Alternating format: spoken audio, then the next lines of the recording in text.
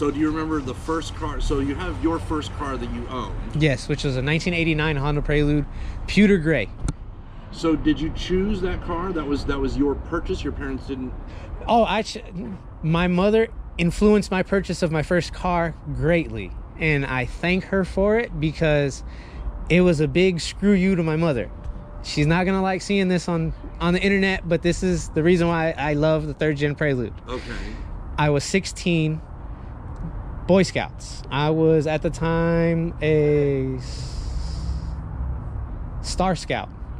I was trying to go push towards my Eagle Scout, but I was also in active duty curriculars at Skyline High School, and I had a job. My mom said, you need to get you a car. I'm tired of taking you everywhere. Okay. So you need to go finance a car, find it, and what have you. So the only stipulation my mother gave me was it better be an automatic, so she can take it whenever she felt like it. I see. I didn't want that. I was like, I gotta find my own car, I gotta finance it, I gotta do all this footwork to get my own car, but you're gonna take it when you want, Mom? I don't think so. I went to my neighbor's house. It was $950, and he lived across the street from me, and I can pull pictures of all the locations if you need. The car was sitting in his driveway. He was dealing with a rough idle issue, bouncy idle, which is notorious for the 3rd gen. I bought the car as is, pushed it to my backyard. You don't have to go that far. He's a neighbor. Exactly. My mom came home the next day, didn't realize the car was in the backyard. So my mom came home the next day after work, and I'm sitting in the car just playing around with the gear shift. Whee! 16, don't know how to drive stick. My mom's like, oh, you got a new car? It's great. The paint's nice. The body's nice. It's good. The wheels are great. It's a good looking car, son. You outdid yourself. And then she came to the passenger side window and seen that it was a 5-speed. And then she said, I hate you. And so I was like, you acquired a car. It was in the budget. It was in good shape. Oh yes, it was in great shape. All I had to do was register the car in my name, and that was it. That's the only thing I had to do. I didn't have any repair work to do on it. So did you have any issues while you owned the car that you're like, I have to figure out how to fix this, and you didn't just take it to a mechanic? Unfortunately, I didn't do any of that with my first Prelude, because my mom sold it from under me. You got the wrong one. Exactly. I got the wrong one. My first Prelude was sold when I was in my last month of Marine Corps boot camp. So when I got home and I was looking for my Prelude, it was gone. Oh.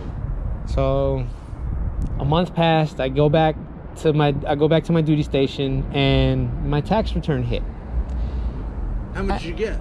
I got $8,000. Woo. Yeah.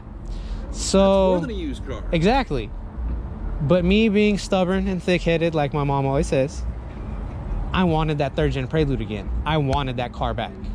So I went out and found a 1991 Honda Prelude, all white. It had minor body damage. He had hit the trailer hitch on a truck, and it dented the hood. And that's how I bought it. But everything was, the car originally when I got my 91, all white.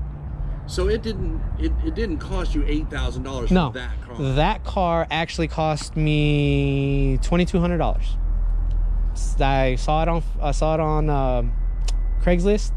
Messaged the man. He said he'd already done some work to it. So this was my first actual step into modifying and working on Honda Preludes.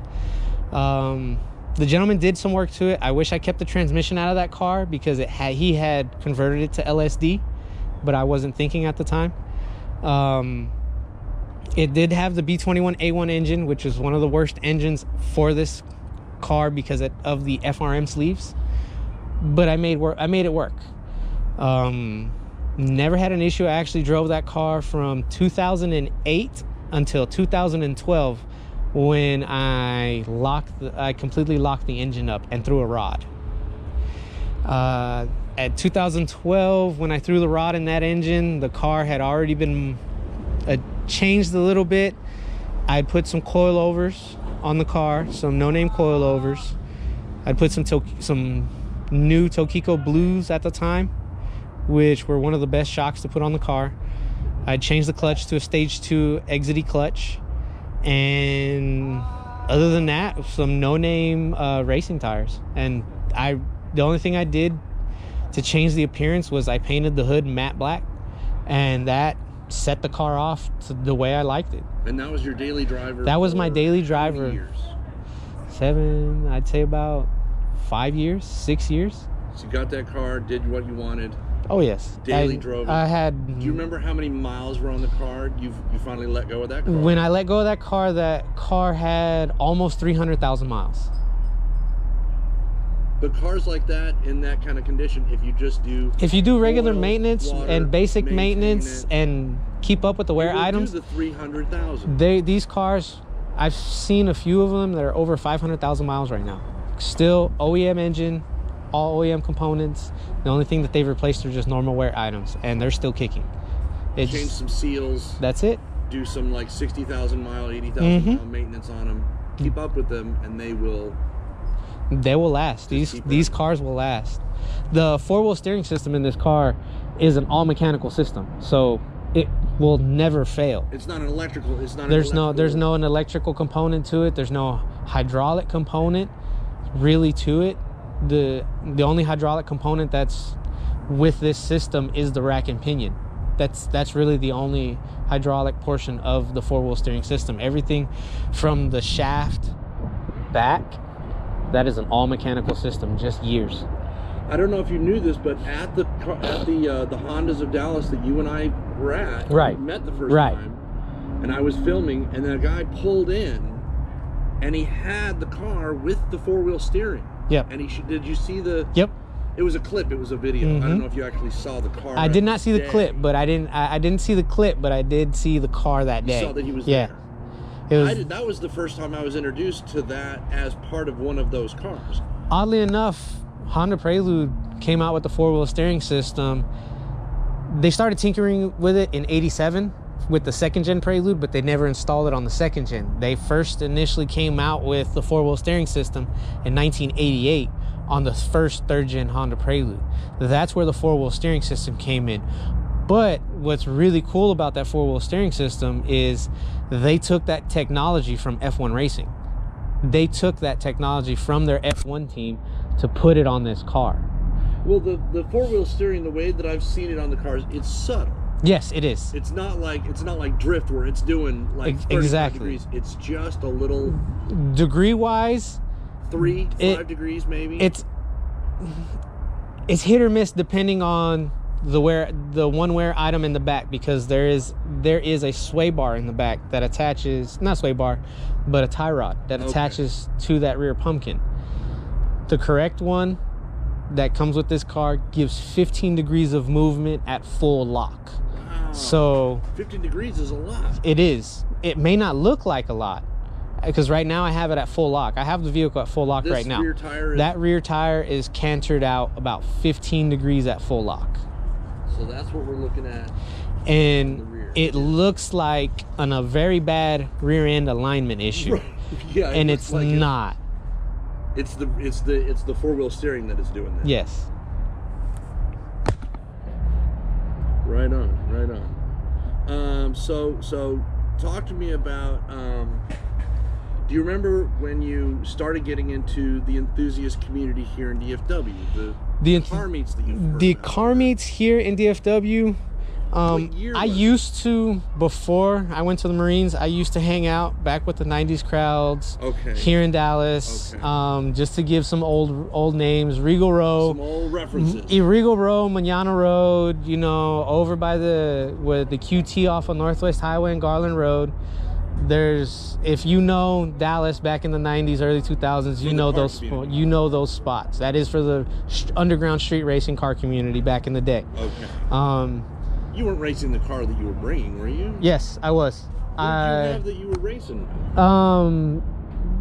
Early 90s, I wasn't racing. But when I got my Prelude, every time I came down to visit home, I was at Manana Road, Regal Row, You'd in go my your third gen class. Prelude. You'd find someone that was equal to you. Yes, I would keep it to stock Okay. Honda Prelude because that's pretty much where I was at the time. Okay. I'm saying you're not just going up against, oh, hey, this guy. Oh, no. It was you and another comparable. Yes, it was usually a Civic or a B Series Civic or a D Series Civic, Integras. I would keep it to the weight and class of the car, but this car never had VTEC. So these are not 200-mile-an-hour races. These are 80, 90 miles an hour, and by that point, you're done. Exactly. By the time you get to 90 miles an hour, the two of you, someone's winning. I don't have to worry about this, but statute of limitations has expired. So yes, it was not. They were basically for the slow races. Yes. Compared. Very much so. Okay. So then you go away and then you come back. The 10-year hiatus was me trying to find a third gen, just trying to find one.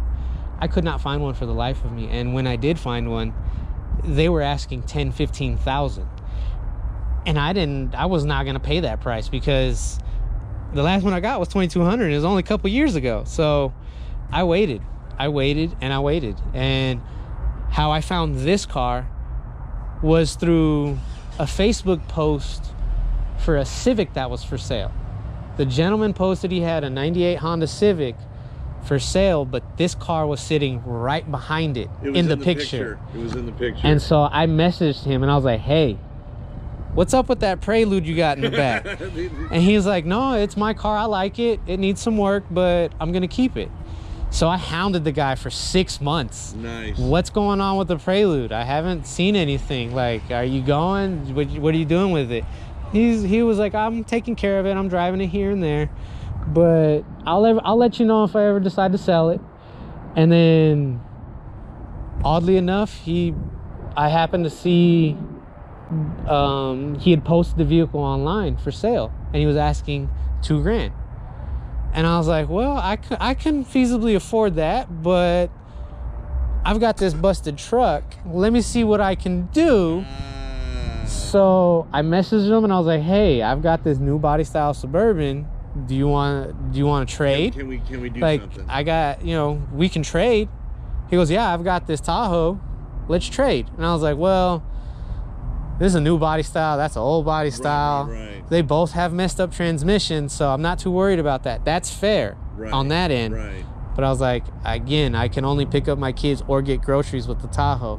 I need something to go get groceries. Talk about the Prelude. So he was like, you can have the Prelude if you want. And I was like, deal, I'll take it. Right on. And so Saturday he came by, dropped the Tahoe off, and I rode with him all the way out a little past, actually it was a little past Texas Motor Speedway. He lives right by there. Okay. He still lives there to this day.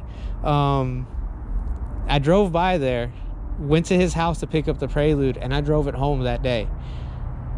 I drove it home illegally because he didn't have a license plate for it. Okay. So the license plate that he didn't have a license plate to hand you that was going to get you right. home. So the license plate that he did have was for a 91 Honda Accord. And so I just slapped it on the back window and just drove straight home. Close. Non-stop. Close. Yep. I took the tollway all the way home, but the car didn't miss a beat on the way home. It was about, I'd say about 100-mile drive from where he was, roughly, from where he was at to where I am here. Right. And car never overheated, drove smooth, no suspension issues. The only thing I had was just noisy brakes. That was it. And that was when I first got it. My son fell in love with the car all over again because this is the second Honda Prelude that he's seen his dad own. You're infecting it. Oh, he already has one. The white one, the extra white one that I have. That's his car. That was what I purchased for him because I had purchased 2 cars in that package deal. Well, I bought one for my son as a catch-22. Yeah, which is? I promised all of my kids at 16 I will buy them a car. I never said the damn thing would run. And well, speaking of that, like, you're working on this car now, but this isn't the first time you started working on a car that you own. No, not at all. What's the first time that your car had an issue and you're like, I'm not going to let some mechanic let me pay him. I can fix this. It was actually with my 91 Prelude, my second Prelude. I didn't know how to do the head gasket. I was scared. I blew the head gasket on the car. And so I took it to a mechanic shop, and they charged me $1,400 to repair everything. But they didn't give me a warranty after returning my car because they said they couldn't find all the parts to finish the job correctly. So I had the vehicle for less than a week, and the head gasket had failed a second time. And since I didn't have a warranty on the repair, I had to bite the bullet and do a head gasket job with no knowledge whatsoever. Did you go on YouTube? Or I had to look up old Prelude forums, Honda Prelude forums, on the forums. Prelude Power, Prelude Zone, which is probably no longer around. DPOG, DPEG, DPEG, which is Dallas, which was an old group called Dallas Prelude Enthusiast Club, DPEG. They've since then disbanded because of a lot of BS and drama, but I didn't know anything, and so it took me 4 days to do a head gasket job for my first time doing it. But you did it. I did it, and the car ran flawlessly afterwards. Did you go to the store and like grab the parts, or? I actually had walked to the AutoZone to grab all the parts. I didn't have a torque wrench. You had to walk to the AutoZone. Yeah, I had to walk to the AutoZone. So I walked to the AutoZone at about 11:30 at night because there's a 24-hour AutoZone here in Dallas. So at 11:30, I walked all the way to the AutoZone, and I got home, I'd say around 12:30, almost 1 o'clock, and started the head gasket job. I finished that day. I started that Saturday, ended Sunday mid-afternoon, Saturday evening at around 1:30 I started. Sunday mid-afternoon around 1 o'clock in the afternoon, I was completely done. Wow. And that was my first ever head teardown. Never done it once before. Let me check on this camera. I heard a sound. It's making me suspicious. Let me go ahead and hit the record button.